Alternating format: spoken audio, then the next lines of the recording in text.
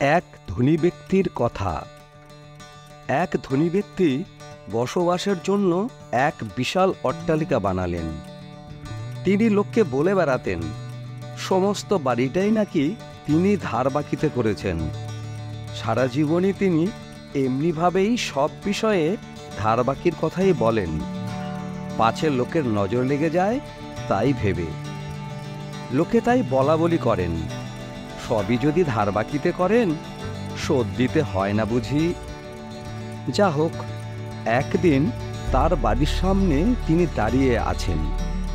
এক ভিখারি তার সামনে এসে দাঁড়ালেন এবং 2 টাকা ভিক্ষা চাইলেন। ধনী ব্যক্তি বললেন, আমার কাছে 2 টাকা নেই, টাকা কোথায় পাবো? ভিখারি বললেন, বাবু, এত বড় বাড়ি বানালেন। ধনী ব্যক্তি তাড়াতাড়ি উত্তর দিলেন, সব বাকিতে বানানো। তখন ভিখারি বললেন, তাহলে বাবু আমাকে 2 টাকা ধারেই না হয়ে দিন। ধনী ব্যক্তি খুব রেগে গেলেন।